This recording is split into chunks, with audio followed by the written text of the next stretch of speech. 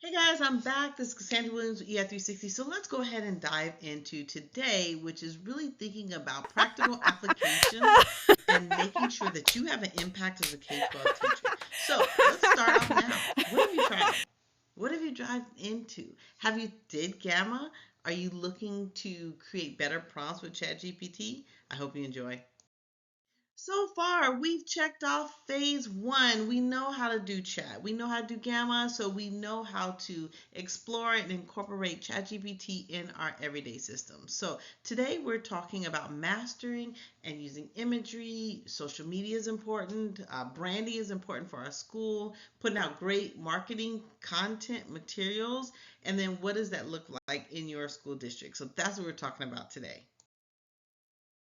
Again, so there's twofold. Not only do I want you to become efficient in using some of the tools and systems, I want you to try and practice, but I also want you to know what are some best practices that are happening in K-12 spaces. And with that, I want you to have a strong We're understanding on what you can do and what you almost cannot do. there. I want you to dive into some tools, of Almost course, and then I want there. this to be a hands-on experience. So make sure you diving into it when I dive into it so we can start creating similar products. And then, of course, I want you to take an action plan. We talk about goals, but really create a SMART goal around what you want to do and what you want to create is the key. So I did want to say this research came from Dr. Kai-Fu Lee, who wrote this book on the rise of AI. He talked about what are our preferred tools, and what he was able to kind of pretty much identify is that here are the tools and here are the products. And what we're noticing is people are no longer using Google to find information. ChatGPT is the number one tool that's being used for not only research, but for finding information, finding content, and finding products. Not far behind is, of course, our Gemini, but really thinking about, here's Copilot, but really thinking about how ChatGPT has pretty much transformed our web browsing experience. So there's no need to kind of really rehash these things, but I did want to talk about. So, of course, there's concerns when we're diving into anything new. There's concerns on privacy. Can somebody get your content? So right now with chat, we're not sure where our content is going, where our information is going. So I strongly encourage you not to put personal, private information, data, birth dates, numbers, and all the things in there. With that being said, still with kind of the wave of AI, people can still take your likeness, your image, and kind of duplicate or make a twin. So just be wary of those things. But again, most of our public websites where we're in school, our pages have our images. So, I mean, our content is already out there. So, also think about kind of security. Can my car get hacked? That's a big concern. Two is bias, thinking about who sits at the table to make decisions on the very thing that we get the output from. We talked about dominance, who will be the leader. Now it's kind of you're winning with image, chat's winning with content, but VO is winning with image generation, making, creating video. So that will eventually fluctuate over time. You will see a wealth inequity gap, like we talked about, is the ones who have access will be the ones that do well in society. And then you are seeing job displacement. To be really honest, there is a transformation of jobs and people that are getting laid off during this time. Now, again, Dr. Kai-Fu Lee did a wonderful job in talking about the various differences between what's happening here in the States versus kind of China. And when I went over there, I was able to see a really effective cashless society, which I could have never imagined. But because when we went to China for about a month, we were pretty much locked out of society. We couldn't spend our own cash because you had to have a bank account in China to really dive into their currency. So when we think about like the e-commerce, that's kind of what we're using in the States. We're using e-commerce, the Amazon, the drones.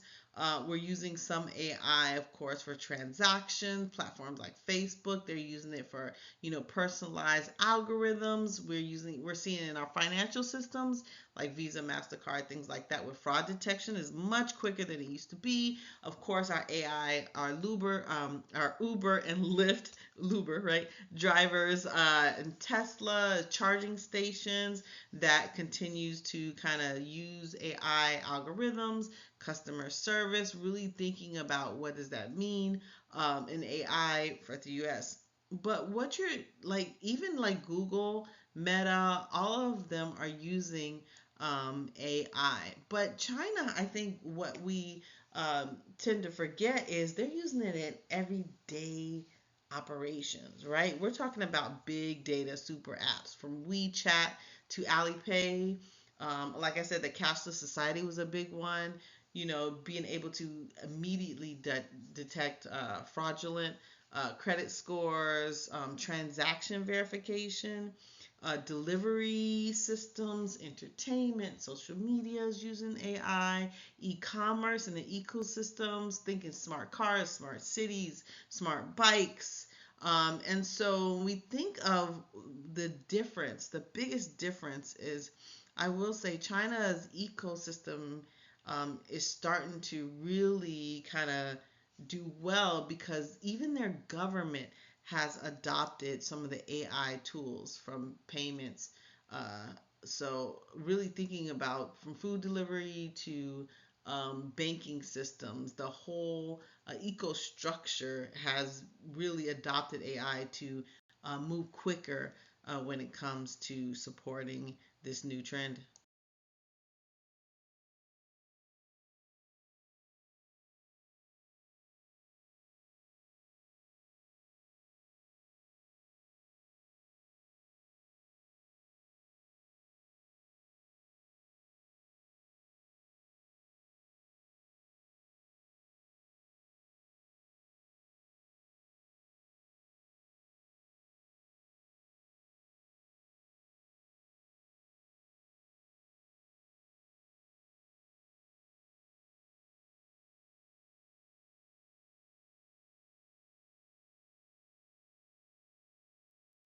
So don't forget the phrase that I've kind of talked about, like who am I, who's the target audience, what, when, where, why, how, phone a friend, tone. So thinking about that when we're creating our AI products.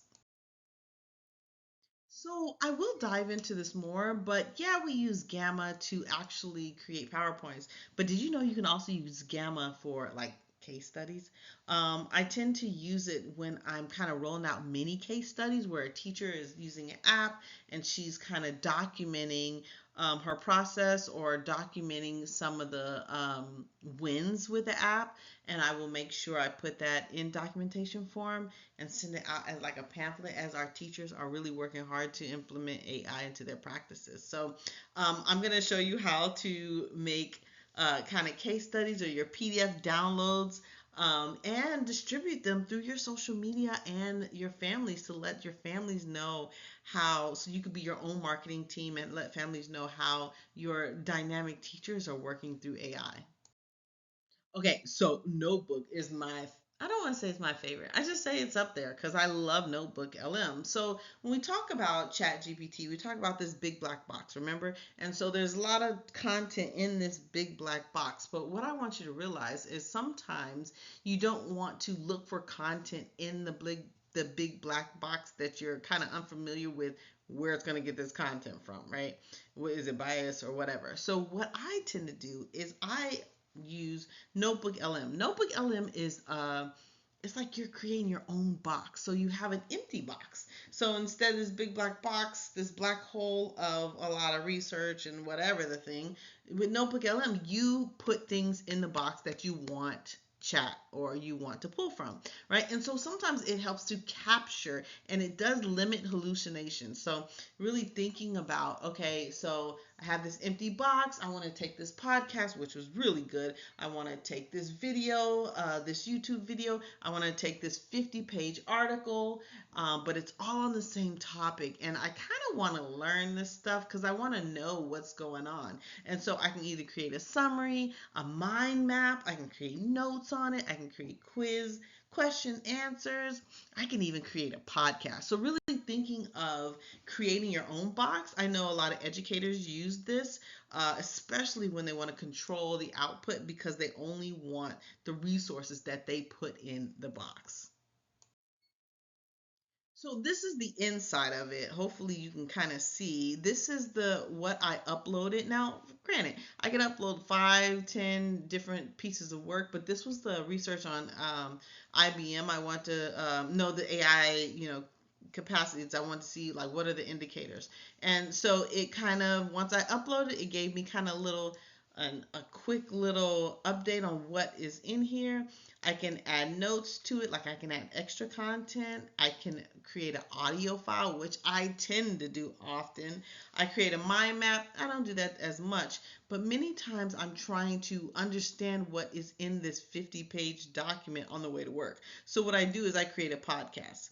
And once I create the podcast, I play it. And then it's two people, a female and a male, talking back and forth about all the content that I've uploaded. Now, what makes this amazing is they moved from beta to this is really happening. So now in this interactive mode component, so just say they're talking about AI and the future AI analytics, and I'm like, wait, stop. What did you say? Can you explain how AI and future analytics, and this will change the narrative of what's happening in, 20 years, right? So I can stop, I can ask the question, it will pause the podcast, and it will say, hey, we have a visitor that's called in.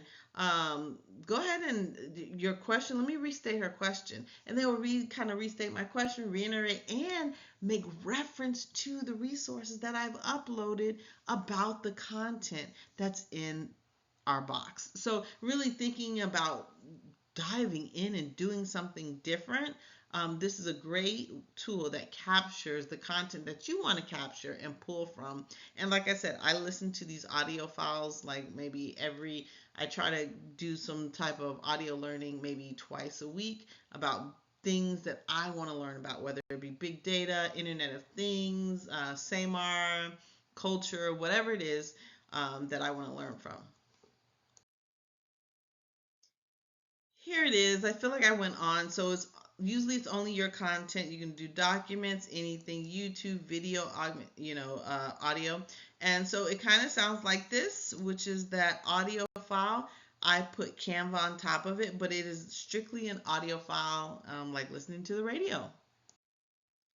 So we know we are at a crisis with leadership, and having a 60-hour work week is overwhelming.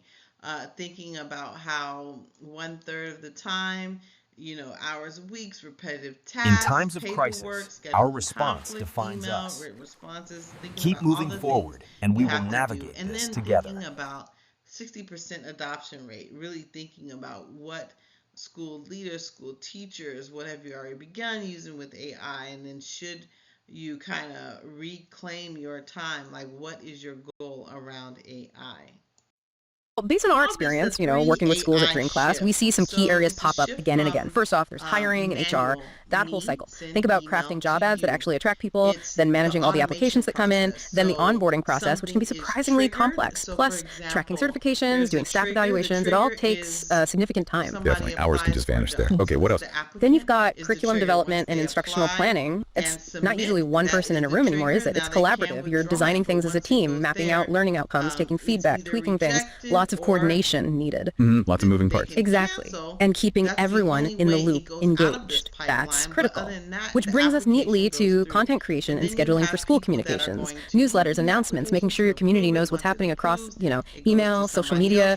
It's constant. Right. And those parent engagement newsletters specifically, that's a big job in itself. It's about building that connection between home and school. Regular updates, asking for feedback with surveys, promoting events. And then there's the real nuts and bolts stuff. Event planning and facility scheduling, just coordinating who gets what room when, managing all the logistics, getting permissions, telling everyone what's happening. It can be quite the puzzle. Especially with lots going on at once. Yeah. And today, you really can't ignore your school's social media presence and brand management. Creating content that looks good, reflects your school, and scheduling it consistently, that takes real dedicated effort. For sure. And for many schools, particularly nonprofits, private schools, fundraising, grant applications, donor relations, these are absolutely vital. It involves writing persuasive proposals, keeping meticulous donor records, running campaigns effectively. Okay, and one more crucial area, maybe less glamorous but essential.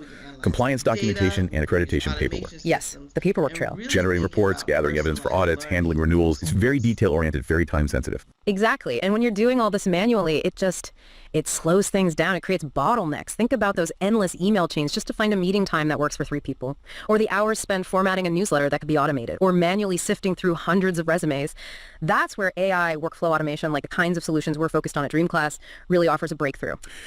Now you're like, oh my goodness, you're getting into the back end weeds, Cassandra. I don't want to hear about it. Yeah, I understand that. But what I think some people fail to realize is the power of automation and workflows. So here is a field trip, right? We have these field trip, these forms, especially if you're going to pay for the field trip. That's a whole thing in itself, right? And so thinking of the trigger, I'd say the trigger is like a gun. When it fires off, then the automation begins. So in the last slide, when the person submitted their application, that fired off the trigger for these automations, these things to happen sequentially, right?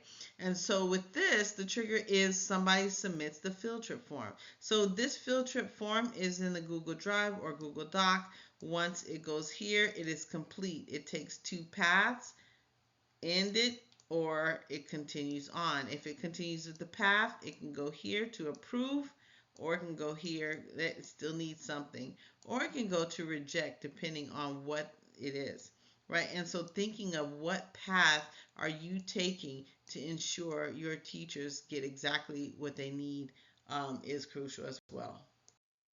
And then we have our favorite Canva. Canva is what teachers are definitely using a lot. So you'll see worksheets created from Canva, you'll see images created from Canva, but they have these new AI tools I definitely want to show. I'm pretty sure you know a little bit about them, but it has these background remover, which is really good, especially when you have teachers and pictures or something's in the background. There's this other one where it erases images that you don't want in a picture. Whether somebody photobomb me, I can erase them out the image, which is really good. Magic Grab. So for example, if there's a cup in an image, I can take the cup out of the image, move it to this side, or just remove it altogether. And then there's the infamous letter. This is really important because sometimes with Claude, sometimes the wording is not correct. And so we can go back in and change the wording after we've taken the content from ChatGPT into Canva Magic Studio. The power of this is big data. What are we doing to support individualized students? So now we can track and we can get early intervention before the first checkpoint.